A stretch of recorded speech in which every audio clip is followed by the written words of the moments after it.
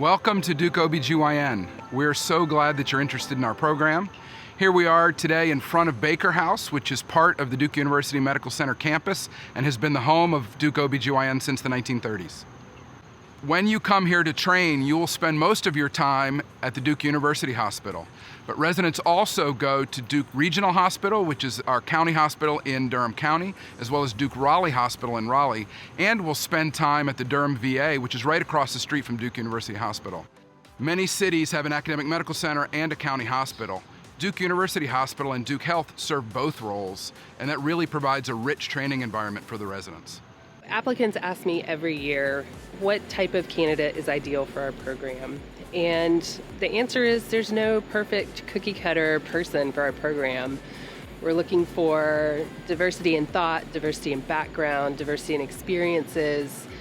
The type of person who's successful in our program is someone who is open to uncertainty, open to change, open to a growth mindset. Hello, welcome to Duke. My name is Eugene Washington, and I have the great pleasure of serving as Chancellor for Health Affairs at Duke University, President and CEO of the Duke University Health System, and a proud member of the Department of Obstetrics and Gynecology.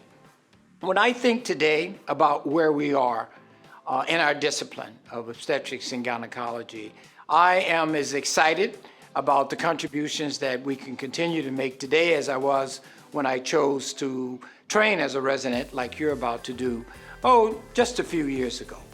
And what excites me about today is that we actually have a deeper understanding of human biology and of diseases. At the same time, we also have better therapeutics and better interventions. One of the things that's probably my favorite part of being here in academics is the opportunity to help learners in their simulation training. We have quite an extensive array of opportunities for simulation here at Duke, both on the GYN and obstetrics side. So everything from laparoscopic skills, robotic console trainers, laceration repair, we do it all, and it's probably one of my most favorite parts of being here in education. When coming to obstetrics and gynecology, what excites me is our ability to really leverage what's available to us today, more so than what we've had ever before, to address the pressing needs that we are working with women to help in our communities. Labor and delivery is a place, of course, where women come to have their babies, but it's more than just about having a baby. It's about creating a family and becoming a mother. The moment of delivery is, one of the most powerful moments in a human being's life. When a new life enters this world, and up on labor and delivery, we all are very privileged to be part of that process. We're there to support each other through the hard days of residency, through the good days of residency, through the hard days of life, and through the really special days of life. And that's something that's really unique about our department, and I think what sets our residency program and our department apart from other residencies across the country. And it's definitely a reason you should think about Duke. One of my most memorable teaching or student experiences was when I was able to sit down with a medical student who was on the service with me and got to really sit down and just talk about our day and answer any questions. I think just in general, sometimes medical students feel like they don't want to say the wrong thing or ask the wrong question. I feel like having that time where it's just a student or resident provides a really unique experience where we kind of serve as the bridge. We were just students and we can kind of know what it feels like and answer questions in a safe space. The type of person that we want to train is someone who is going to be a leader in our field, whether that's at a national level or in their community. Someone who is kind, a kind consultant is what I often talk about. And so that's the person who, when they're woken up at 2 a.m. for a consult, they're kind and gracious and they want to care for that patient on the other end of the line. Starting residency is extremely difficult. Everything is new all day, every day, and it can be really overwhelming, but I have absolutely never felt alone. I think between co-residents and attendings, there's always somebody to go to for advice, both on medical advice and just personal things. Welcome to Duke. I'm sorry that it has to be a virtual welcome. instead of an in-person welcome. I know that the in-person visit is kind of one of the main things that sold me on the program in the first place, and in fact I loved the in-person visit enough that I came back for a second look in January. I know that that path to ending up here is probably not feasible for most people, but hopefully with this video and with email and with other forms of communication, we can approximate the experience of what it would be like. You might be thinking when you come to residency about how am I going to manage my work life with my family life at home, and how am I going to be able to balance those two things. For me, it's been really a smooth transition to have a family during residency. I have a 1-year-old daughter and a husband, and it's been really easy to be able to work and go home and still spend time with my family and have good quality time with them. I've found that there's a lot of good support from faculty, from fellows, from other residents who have kids. They've all been very supportive of me having kids and being able to manage both work and life. I completed my medical school time at UNC and came over to Duke for residency, and I haven't left. And honestly, it's the people here that have kept me here. I've grown as an individual, as a mom. I've had both my kids here. They're now 4 and 7, and they take up a big part of my life, and they're also an important reason why we focus on family, because it's an important thing. Coming into residency, I knew that eventually when I became a practicing attending that I would still want to incorporate teaching into my practice. And so we're able to work with wonderful medical students who come from diverse backgrounds. They are very proactive and very involved in their learning. And so we've had the opportunity to teach them and to see their growth, and it's very rewarding to see that you play a part in their learning. The Duke OBGYN residency program really trains you to be a well-rounded obstetrician and gynecologist, and regardless of where you decide to practice, whether it's someone's prenatal care, a routine health visit, or someone looking for a complex surgery that needs to get taken care of. The Duke OBGYN residency program really has set me up to be a very confident OBGYN. So sometimes we talk about #resident life. I think the resident life is about small moments, whether it's seeing your co-resident you haven't seen in a while passing through the halls and having an encouraging moment, or having a slice of cheese with your glass of coffee for breakfast. I think it's all about taking it one day at a time and enjoying the small things in the big picture. When I was going through the interview process, what excited me the most about Duke was the opportunity to be in such a great academic training facility and also have the opportunity to take care of underserved women during my training. The fact that we have a rotation where we can travel to the health departments, we're able to go to our Duke Regional Hospital, which is our smaller community hospital, was very, very attractive to me and in line with my goals to take care of underserved women. Duke has a long-standing history of being committed to diversity, inclusion, and excellence in the care that we provide to all of the patients that we're privileged to serve.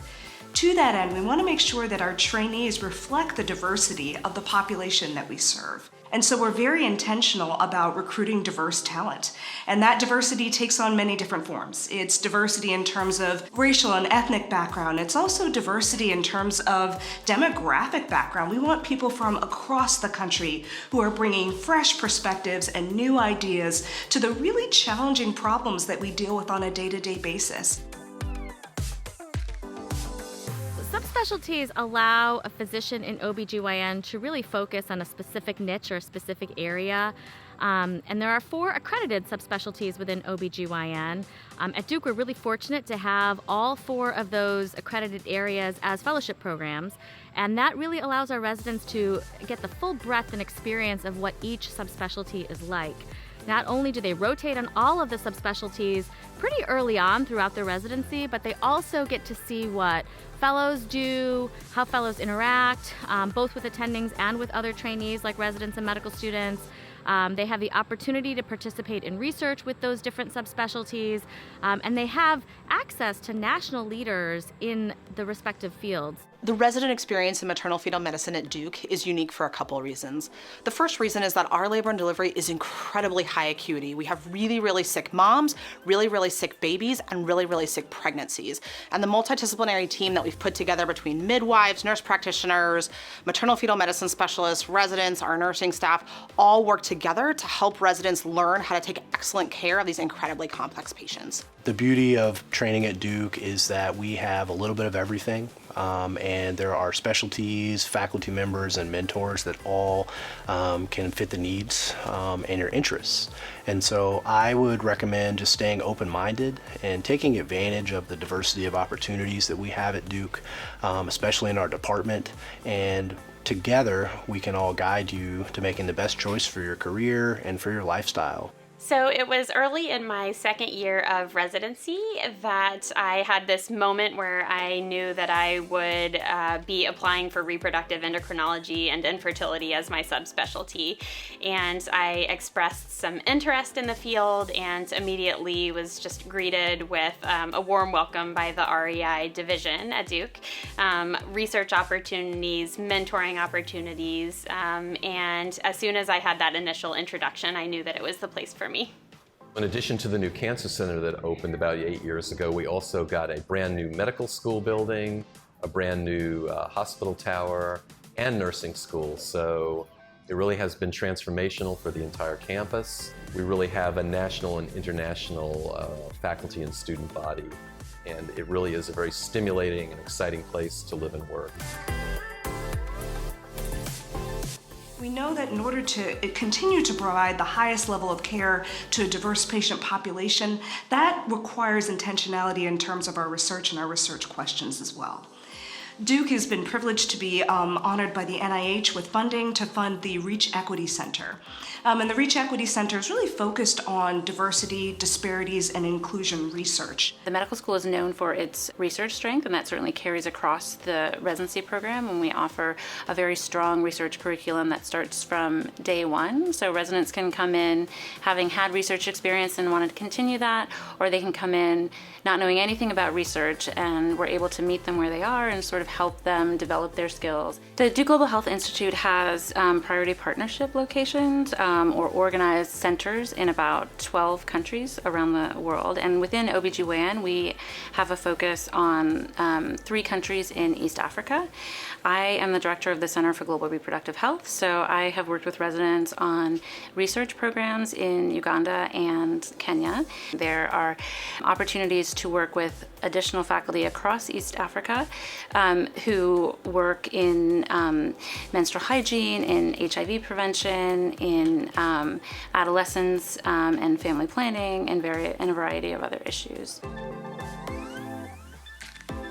The Family Planning Clinic. I am the nurse coordinator for the clinic. I've been here for almost 12 years, training residents to provide comprehensive family planning care while also providing the care is a wonderful combination which makes my job completely wonderful. The residents are in our clinic for roughly 6 weeks at a time, and they are exposed to all things contraception, pregnancy loss management, and termination. So it's a very complete, comprehensive program. We are completely supportive, non-judgmental, and we love taking care of the women that come to us. Recently, Duke University Hospital and Duke Regional were both recognized as top maternity hospitals in the country because they met all of the highest metrics for quality by the Leapfrog group, something that we're really proud of. Well, one of the things I love about Durham is it's so affordable. So you can actually live here and have a lot more space. And then there's just an ease of living here, I think. You know, you can hop in your car and go to all the stores you need to go to. You can live close to the hospital. And then there's so much green space, so it's really great to be able to go hiking when you want, go to parks. It's very pet friendly. If you have 20 minutes or 2 days or 2 weeks, there's something you can do outdoors that takes advantage of the area. So we live right on the American Tobacco Trail, and we're on there almost every night, if not 2 times a day on the weekend, just getting a little walk in. And if we have 2 days, we'll go to Asheville and spend some time there. And if you're super adventurous and want to use one of your weeks to spend a week doing something outside in the state, you can go to the beach, you can hike the Appalachian Trail, you can get east, west, north. There's good lakes in Virginia, and so just the variety of things you can do depending on your time constraints is pretty spectacular. I am a dog person and an outdoor person, and I have 2 kids, and it's just a great place for all of those things. So if you want to go on a hike on the weekends, you can. If you want to go to a cultural event and close to here, you can as well. So there's just a great variety of things to do. Thank you for taking the time to learn more about Duke OBGYN. I hope that you see why we think it's such a special place. I really look forward to meeting many of you on your interview day. So we would love to have you check out the Duke OBGYN program, the Reproductive Endocrinology Division, our up-and-coming Oncofertility program. There are a lot of exciting things happening here as part of the Duke OBGYN department, and we invite you to check it out on the website or to reach out to any of us that you meet through this video. Thank you for spending a little bit of time with us today. We're glad that you've been interested in our program and what we have to offer, and I hope to get to know some of you better on the interview day. But in the meantime, I encourage you to reach out to our residents, reach out to faculty if you have questions. We're here to help you understand as best you can what our program's about and why we think it's a special place to be.